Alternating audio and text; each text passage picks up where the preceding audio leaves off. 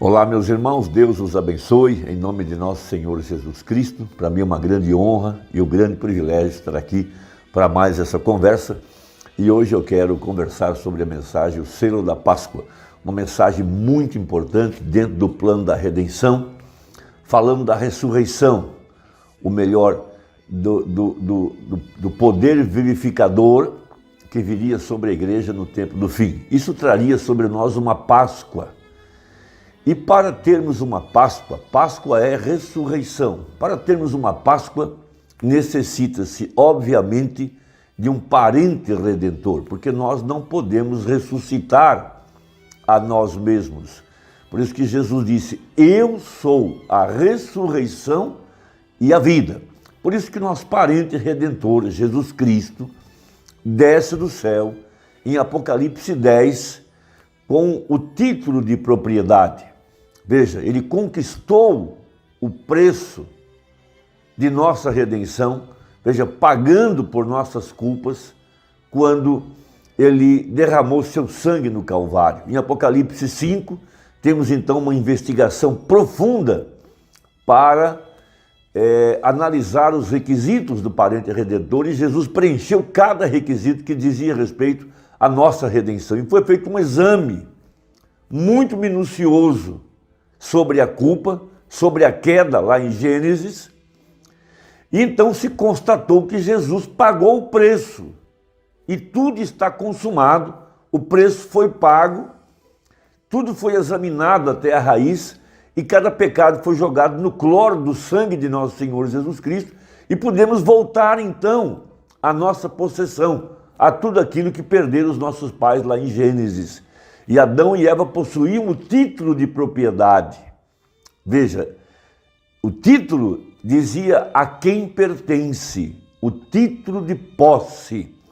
E esse título nada mais é do que a fé perfeita e inadulterada em cada palavra que sai da boca de Deus.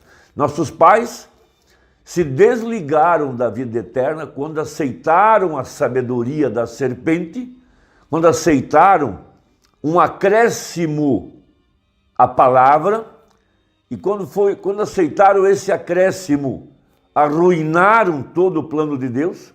Por isso a Bíblia termina aqui em Apocalipse da mesma forma: quem acrescentar ou tirar quaisquer palavra do livro dessa profecia, veja, atrairá sobre si as pragas que estão no livro e a condenação eterna. Então, temos um retorno à fé original. Por isso Deus envia a mensagem de Malaquias 4, a mensagem de Apocalipse 10, 7, e o profeta falou de um novo Efésios. E dentro desse novo Efésios nós temos o plano da redenção. Então veja que em Efésios capítulo 2, nós temos então a nossa Páscoa, aqui no tempo do fim, porque Páscoa fala de ressurreição, reviver aquele que estava morto, e somente os eleitos e predestinados podem reviver, podem ressuscitar, podem sair da sepultura denominacional, veja, podem ser levantados de entre os mortos, e isso toma um redentor.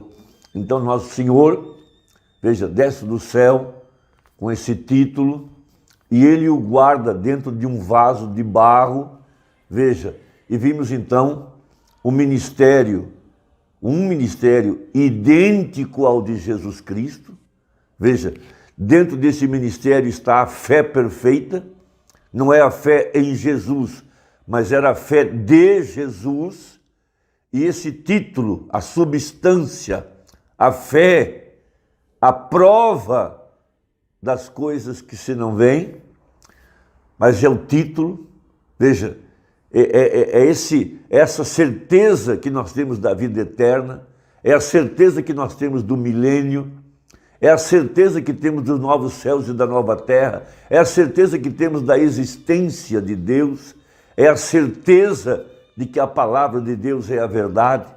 Veja, todas as promessas que estão nos terrenos ou no terreno da palavra são nossa posse, e nós recebemos a garantia, recebemos o que a gente chama de abstrato, que é o Espírito Santo. Veja, ele é a confirmação.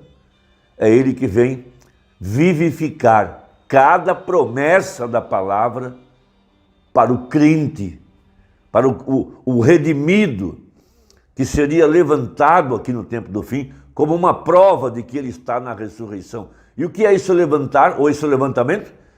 É vivificar os nossos corpos mortais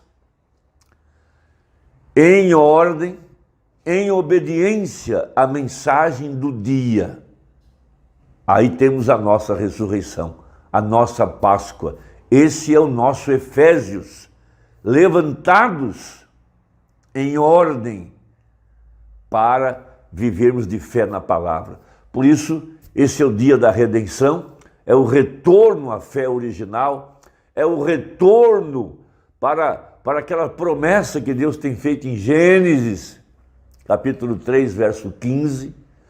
Então nós temos, e vos vivificou, estando vós mortos em ofensas e pecados, vivificar. Então o profeta mostra isso na mensagem, o selo da Páscoa. Então veja, parágrafo 56. Aqui estava ele, referindo-se a Jesus, como um homem nascido de uma virgem, mas isso tomou o Espírito de Deus para vivificar aquela palavra a ele, e ele foi a palavra vivificada para aquela hora. Então, o mesmo princípio que se aplicou a Jesus se aplica a nós. Então, a igreja eleita e predestinada, veja, ela estava nele, ela também é a palavra. E ela é vivificada para esta hora presente em que nós estamos vivendo. Veja, 57. O tempo havia chegado quando você teria que ter um Redentor. Não existe Páscoa sem um Redentor. Por isso que, quando Jesus ressuscitou naquela manhã do primeiro dia da semana, sendo ele o Redentor, sendo ele o parente, cada membro do corpo de Jesus Cristo que estava na sepultura levantou juntamente com ele, e muitos dos crentes do passado foram vistos andando por Jerusalém, porque ali estava o cabeça, ali estava o Redentor. Eles não podiam sair da sepultura sem o Redentor. O que provou que ele era o Redentor foi a ressurreição. E o que está provando que Jesus Cristo tem descido aqui no tempo do fim e tem se identificado através de um ministério, veja, um ministério idêntico àquele que esteve aqui há 2000 anos atrás, porque Deus veio confirmar o pacto com a semente eleita, para provar que Jesus é o mesmo ontem, hoje e eternamente. Deus então levanta um ministério igual ao dele, porque lá atrás Abraão faz um pacto Deus faz um pacto com Abraão, e Deus manda Abraão sacrificar, veja, 2 fêmeas e um macho, uma cabra, uma novilha e um cordeiro, e manda que ele abra o sacrifício no meio e coloque parte com parte, cabeça com cabeça, tórax com tórax e assim por diante. Veja, e Deus veio no entardecer e passou entre as metades para confirmar seu pacto, mostrando o que ele faria aqui no tempo do fim com a semente real de Abraão. Ele apareceria aqui no tempo do fim para confirmar o pacto com a semente real, quando ele traria um ministério idêntico ao de Jesus Cristo. Deus dividiu no Calvário, veja, Jesus o Cordeiro, em 2 partes. O corpo literal está na 7ª dimensão, mas ele enviou o Espírito, a outra parte, sobre a igreja. E ele veio aqui no tempo do fim, nosso parente redentor, para trazer uma ressurreição. Veja, o molho movido, o primeiro que provou que era um grão e que tinha vida eterna e que tinha o título de propriedade, porque ele pôde criar os esquilos, pôde dar vida ao peixe, pôde ressuscitar os mortos, pôde curar os enfermos, pôde falar a palavra e a tempestade cessou e o sol voltou a brilhar. Um parente redimido, como título de propriedade, para mostrar o que ele faria com cada um de nós aqui no tempo do fim. À medida que nossa fé cresce, nós vamos tomando posse de nossa herança. E nossa herança é vida eterna. E só há uma forma de vida eterna, essa é Deus. Veja, a mesma vida de Deus, agora em corpos humanos, os corpos de sua igreja. Então, seguindo, o tempo havia chegado quando você teria que ter um redentor. A lei havia fracassado, outras coisas haviam fracassado, e eu posso acrescentar aqui, todo o sistema organizado e religioso fracassou, porque eles acrescentaram seus dogmas e credos e fizeram organizações e estão mortos, não podem terminar a obra, você não pode colocar essas coisas dentro de uma organização. Agora, isso toma um redentor, e ele era o redentor prometido. Ele foi vivificado pela palavra de Deus. Então, as promessas para hoje também foram vivificadas através do vaso, do gentio que Deus escolheu para colocar nesse vaso o título, ou seja, a fé de Jesus que se moveu, a promessa vindicada. Agora, se aquele mesmo Espírito que estava sobre ele para ser o Redentor naquela era que temos aceitado, agora, a promessa nesses últimos dias do que aconteceria. Se você se tornar parte daquela palavra, você está redimido nele. Veja, porque o mesmo Espírito que habita em Cristo está habitando em vós, vivificando a sua vida para esta era. E isso também nos fins dos tempos. Vivificará seus corpos mortais, ou seja, os ressuscitará e os trará outra vez. Isso afasta a tristeza quando olhamos nisso dessa maneira, e esta é a verdade.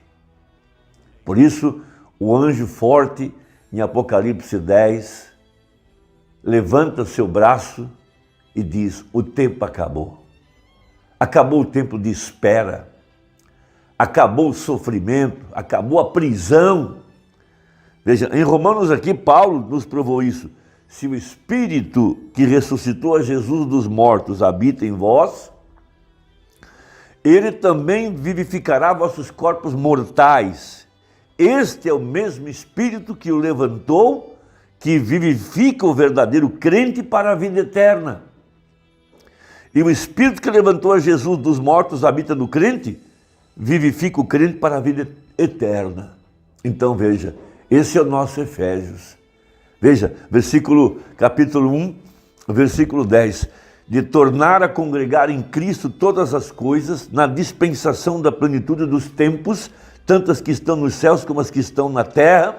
Nele, digo, em quem também fomos feitos herança, nós fomos feitos propriedade de Deus, redimidos, nós estávamos nele, nós temos o título de propriedade, que é fé na palavra, temos o Espírito Santo para confirmar cada promessa para esse dia, estamos ressuscitados, ou seja, levantados de entre os mortos, nossos corpos vivificados agora mesmo em ordem para o arrebatamento.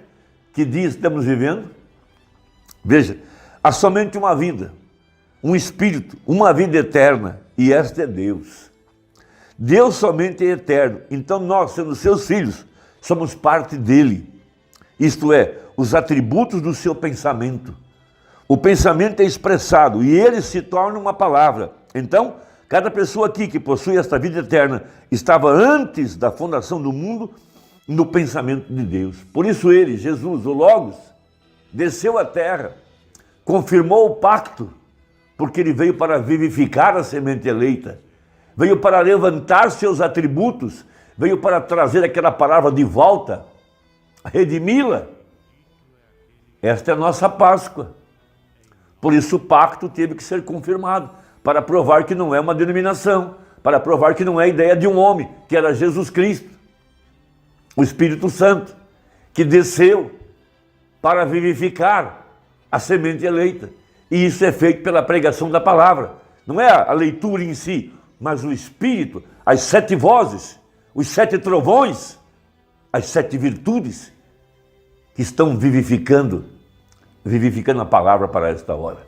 Veja, e essa é a única maneira que isso poderia ser, porque você é um atributo, é na expressão de um pensamento que vem a palavra, e uma palavra tem vida e é eterna. E essa é a razão pela qual temos vida eterna, no mesmo princípio que o grande Filho de Deus. Qual o princípio? No princípio era o Verbo estava com Deus e o Verbo era Deus. Podemos dizer assim, no princípio era o eleito estava com Deus e o eleito era Deus, e o eleito se tornou carne. Deus te abençoe e até a próxima, se Deus quiser, em nome de Jesus. Amém.